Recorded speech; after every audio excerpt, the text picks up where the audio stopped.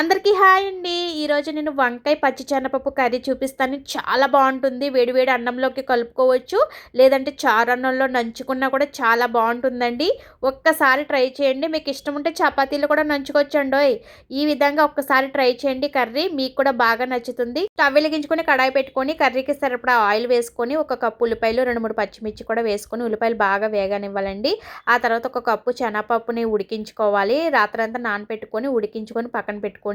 ఉల్లిపాయలు బాగా వేగాలండి. అప్పుడే కూర అనేది టేస్ట్ బాగుంటుంది. కొంచెం పసుపు కూడా వేసుకొని ఉల్లిపాయలు ఎర్రగా అయ్యేంత వరకు బాగా ఫ్రై చేసుకున్న తర్వాత ఒక స్పూన్ అల్లం వెల్లుల్లి పేస్ట్ వేసి పచ్చివాసన పోయేంత వరకు ఈ విధంగా బాగా ఫ్రై చేసుకోవాలి. ఒక 2 టమాటాలు తీసుకొని ఈ విధంగా చిన్న ముక్కల కింద కట్ చేసేసుకొని టమాటాలు ఒక్క నిమిషం పాటు బాగా మగ్గనివ్వండి. ఈ విధంగా టమాటాలు కూడా బాగా సాఫ్ట్ అయిన తర్వాత వంకాయలు కూడా కట్ చేసేసుకొని వేసేసుకోండి. మీ ఇష్టం అండి. నల్ల వంకాయలు తీసుకోవచ్చు, తెల్ల వంకాయలైనా తీసుకోవచ్చు అండి. తెల్ల వంకాయలతో అయితే కర్రీకి బాగుంటుంది. ఆ తర్వాత రుచికి సరిపడా కారం, రుచికి సరిపడా ఉప్పు కూడా వేసేసుకొని ఈ వంకాయలు బాగా కలిపేసుకోండి. ఈ విధంగా బాగా కలుపుకొని మూత పెట్టి ఒక 2 నిమిషాల పాటు మగ్గించండి. వంకాయ కూడా బాగా సాఫ్ట్ అవుతుంది.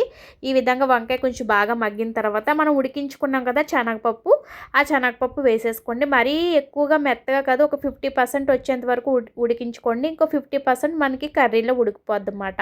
శనగపప్పు కూడా వేసిన తర్వాత ఈ విధంగా బాగా కలుపుకొని ఇప్పుడు కూర ములిగేంత వరకు వాటర్ వేసేసుకొని ఒకసారి బాగా కలుపుకోండి. మీకు ఇష్టం ఉంటే గరం మసాలా, చికెన్ మసాలా కూడా యాడ్ చేసుకోవచ్చు.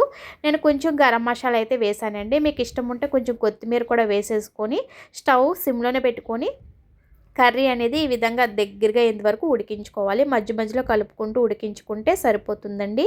ఎప్పుడైతే ఆయిల్ అంతా సపరేట్ అయిపోయిందో, తేలిందో మనకి కర్రీ రెడీ అయిపోయినట్లు. ఈ విధంగా ఉండాలి. బాగా చల్లారిన తర్వాత కొంచెం దగ్గరగా అయిపోతుంది. చూసారా, ఈ విధంగా దగ్గరగా అయిపోతుందన్నమాట.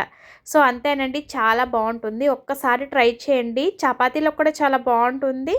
చెప్పాను కదా, చారు అన్నంలోకి నంచుకున్న బాగుంటుంది, లేదంటే వేడివేడి అన్నంలోకి కలుపుకున్న సూపర్గా ఉంటుంది. వీడియో నచ్చితే లైక్, సబ్స్క్రైబ్. Bye bye.